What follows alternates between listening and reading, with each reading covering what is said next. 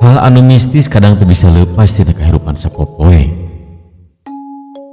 Sok sanajan teu sakabeh jalma pernah ngalaman hal anu pikasieun. Anu aya patula patali jeung hal-hal goib. Tapi sok sanajan can pernah kaalaman ku sorangan, beja ngeunaan hal anu mistis meneng kadenge atawa nepi kana cili urang. Pon kitu deui kuring. Kuring kasup jalma anu pernah ngalaman hiji kejadian anu pikasieun pisan jang kuring mah. Ngaran kuring Doni. Panganjarkan kuring di Marga Mulia Cimahi RT genep RW hiji. Kejadianna kurang leuwih harita teh tahun 2018. Basa kuring balik kapeutingan dina mangsa balik di luar kota. Harita kuring keur digawe di Jakarta. Pokoknya di tahun 2015 nepikeun ka tahun 2018 kuring digawe di Jakarta. Malahan dina digawe kuring oge sok ka luar negeri, nyaeta ka Singapura. Puguh pagawean kuring mah nutur-nutur anu jadi dunungan. Lamun kaparengan aya bisnis ke luar kota atawa nepi ka luar negeri, nya kuring sok dibabawa. Caritana kuring geus 3 minggu aya di Jakarta digawe. Dina poe Kemis harita kuring ngarasa hayang balik heula ka lembur, nyaeta ka Cimahi tea. Di Jakarta kuring balik ka Cimahi teh rada sorean, nyaeta sanggeus beresna kuring nganter heula anu jadi dunungan. Harita kuring nepi ka terminal Leuwi Panjang teh kurang leuwih jam 10 peuting. Kusabab beus anu ditumpakan ku kuring teh kaluarna ka tol Pasir Koja. Kuring teh langsung balik ka Cimahi. Kabeneran harita kuring panggih jeung salah sahiji babaturan kuring anu aya di Bandung. Sono geus lihat bepanggih, kuring uplek ngobrol heula jeung manehna. Teu karasa waktu geus rek jam 12 peuting. Akhirna kuring pamit kanu jadi babaturan rek balik ka imah. Anu satuluyna kuring ka Cimahi make angkot jurusan Cimahi Leuwi Panjang. Nepi ka Cimahi teh wanci geus liwat tengah peuting. Jam oge geus rek nepi 12:30. Kebeneran harita kaayaan keur hujan ngaririncik. Tapi teu ngeureunkeun niat kuring sangkan buru-buru tepi ka imah. Akses jalan keur ka imah kuring teh aya 3. Biasa kuring mah sok ngaliwatan jalan anu jarakna teu jauh ka imah kuring. Salian ti gede ukuran jalanna, nyaeta jalan teh lumayan rame. Da puguh sok dipake lalar liwat keur mobil atawa motor. Jeung kaayaanna oge caraang ku lampu-lampu anu aya di sisi jalan. Kusabab kuring geus lumayan lila teu balik ka lembur, harita kuring teu apal lamun jalan anu biasa diliwatan ku kuring teh keur diomean. Nyaeta jalan teh ditutup teu meunang diliwatan. Kuring nyobaan nyokot jalan anu sejena, nyaeta ka jalan anu beda RT. Barang kuring geus nepi ka eta jalan,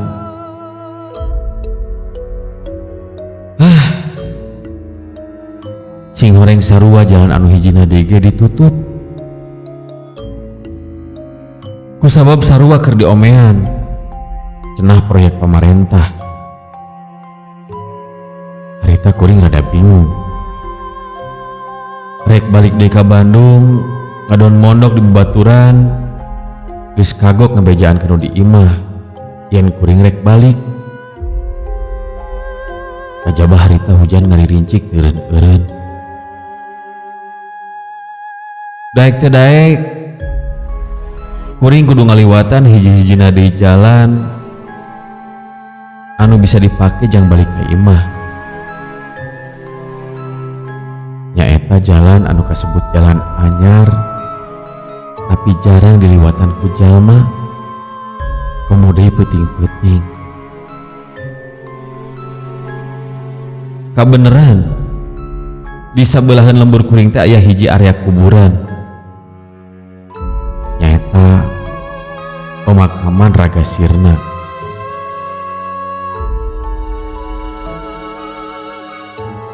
Kuring oge can pernah ngaliwatan jalan eta. Saila kuring cicing di eta lembur. Soalna cek beja anu mindeng kadenge ku kuring di palebah dinya teh kasebut sanget. Tapi harita kuring eueuh deui pilihan. Siga mundur jungkrang, maju jurang. Daek teh daek kuring kudu ngaliwatan jalan eta. Kaayaan jalan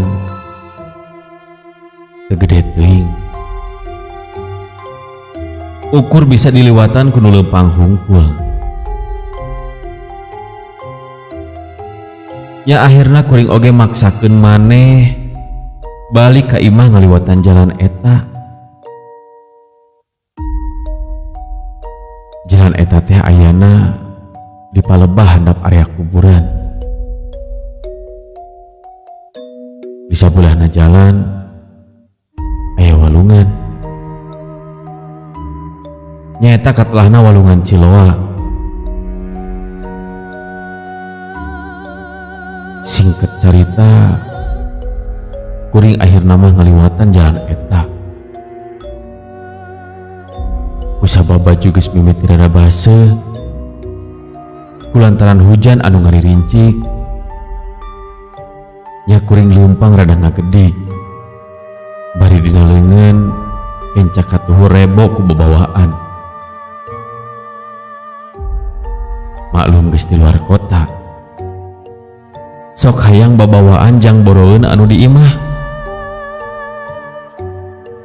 Barang geus asup ka palebah jalan anu anyar eta,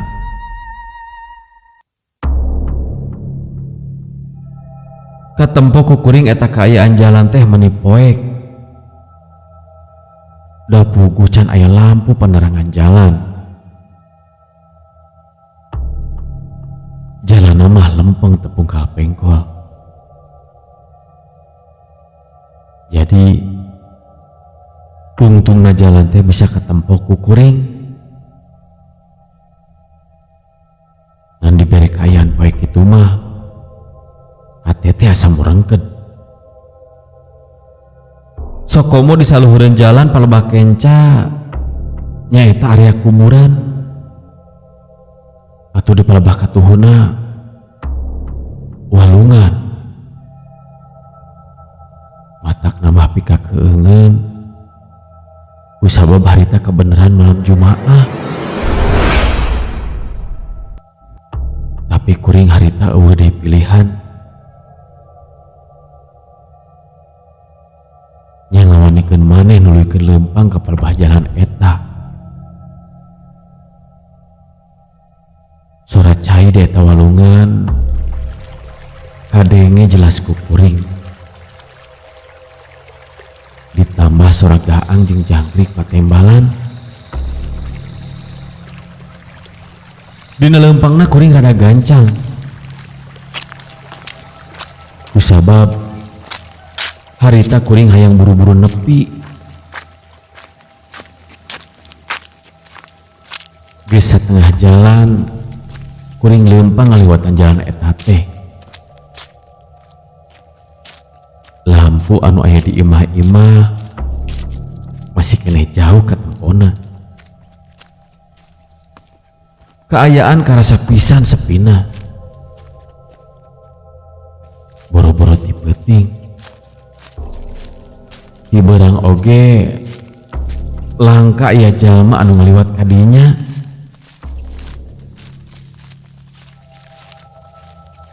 Dina kerjongjon leumpang kitu kuring rada ngarandeg. Kusabab teu kanyahoan ti mana datangna. Jol kasampak aya anu keur ngajanteng di tengaheun jalan eta. Pas pisan tilu lengkah hareupeun kuring.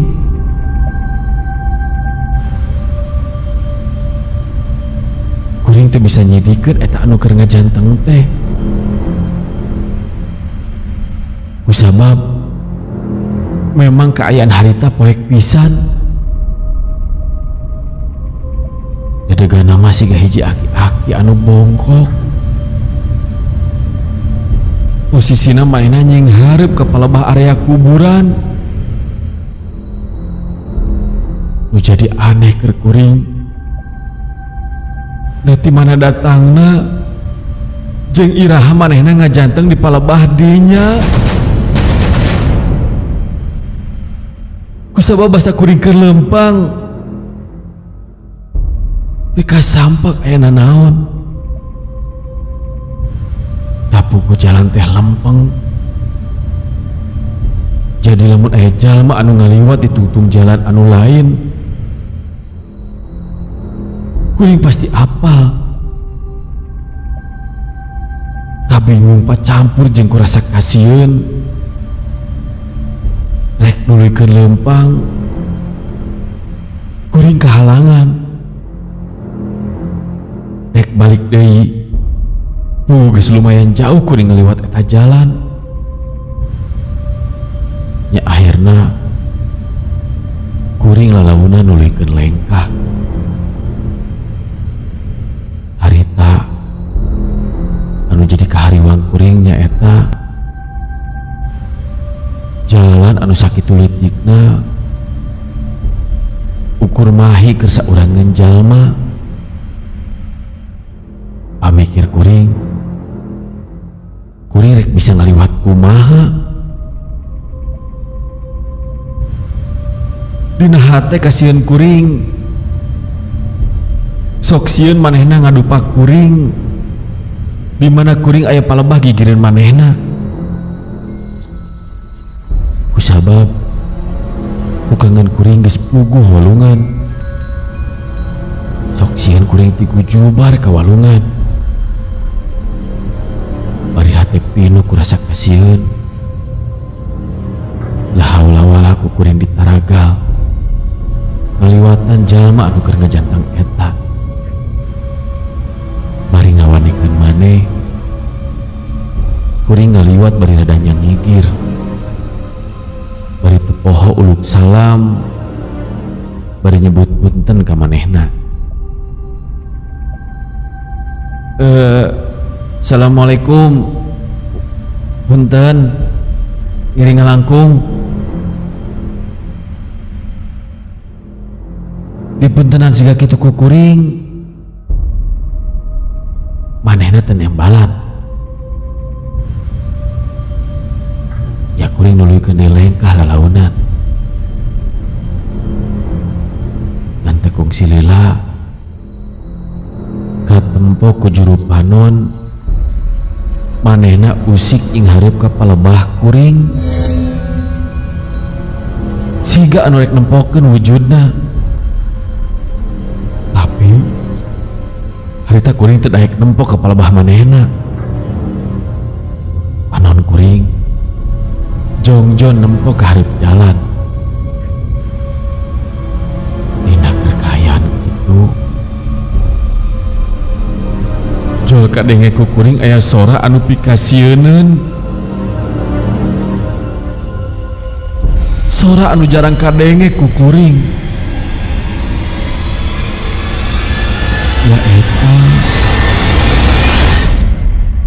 Ya eta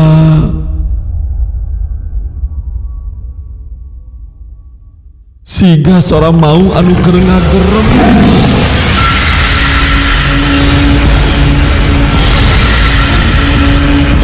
Sarita keneh kuring langsung nyeak panas awak-awak. Bulu-punuk langsung ting puringkak. Harita kuring hayang buru-buru ini teh tempat-tempatan. Tapi kenyataan kuring masih kena aya di dinya. Teu ka mana-mana. Teu rasa kuring jol ngaleket teh harita keneh. Bari awak ngadeg-deg. Kuring diuk sila. Kualatan suku kuring asa leuleus teu bisa dilengkahkeun. Kuring ngareret ke tukang. Barang kuring direret, eta makhluk teh masih keneh aya. Harita kuring nepikeun ka kawerweran. Kiih dina calana. Bakating kunandangan rasa kasieun. Kuring ingat karena papatah nu jadi kolot. Lamun manggihan sarupaning kitu ulah gemper-gemper ting. Cenah anggur mah kuring kudu babacaan sabisa-bisa. Ya akhirna kuring babacaan jeung jajampean sabisa-bisa. Narasaan eta makhluk teh masih kena aya di tukangeun kuring. Siga anu rek ngarakeb ka kuring. Bari ngawanikeun maneh. Harita kuring ngorona ngajauhan eta tempat. Kuring geus teu inget deui kana babawaan kuring. Nu penting kumaha carana kuring bisa ini teh eta tempat. Kurang leuwih geus 5 meter.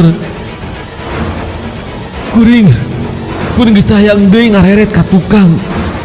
Alatan ku rasa kasieun anu kacida. Akhirna kuring rada bisa cengkat, maksud rek lumpat harita teh. Tapi aya anu jadi kahariwang deui keur kuring. Sabab teu jauh ti dinya kuring kudu ngaliwatan salah sahiji batu gede anu aya di eta walungan. Eta batu anu disebut batu irung. Anu mana cek batur mah justru di dinya pisan sok kawenehan loba anu manggihan jurig sirah anu biasa disebut jurig si jenderal. Kuring geus teu puguh rasaan. Kesang badag, kesang lembut geus ngabaseuhan awak kuring.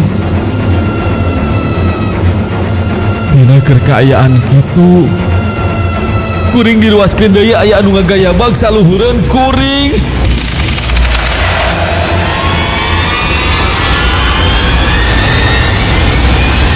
Eta nu ngagayabag teh bari seuri cecerihilan. Manehna himer saluhureun kuring ka ditu ka dieu. Kasieun anu mimiti can reureuh. Geus katambah deui kasieun anu anyar. Ya akhirna kuring lumpat sakelumpat lampet bari gogorowokan menta tulung.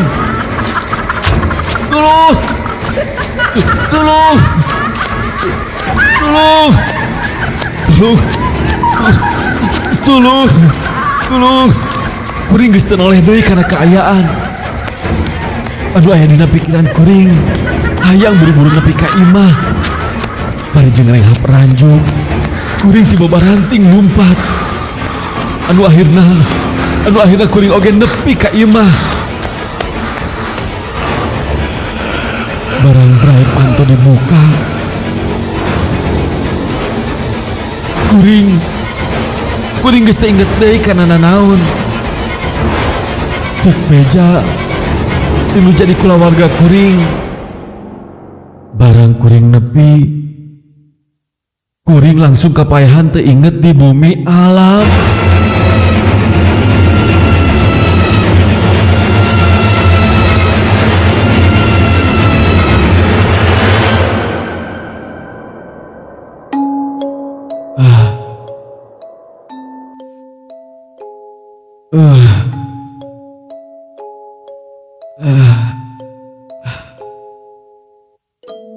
Sanggeus pada ngubaran,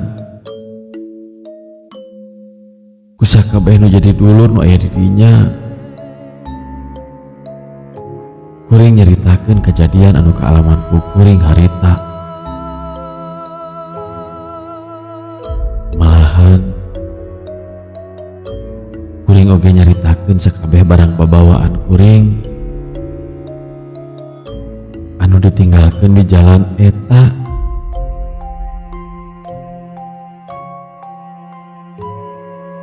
Anu mana harita keneh eta barang babawaan kuring diteang kudu jadi dulur kuring. Maksud rek dibawa ka imah. Cenah kaayana eta barang bawaan teh geus paburisat jeung pabalatak di jalan. Ngan anu aneh jang kuring, perasaan mah kuring teh gogorowokan tarik minta tulung sepanjang jalan. Tapi tatangga hiji-hiji acan anu ngadenge kuring gogorowokan minta tulung.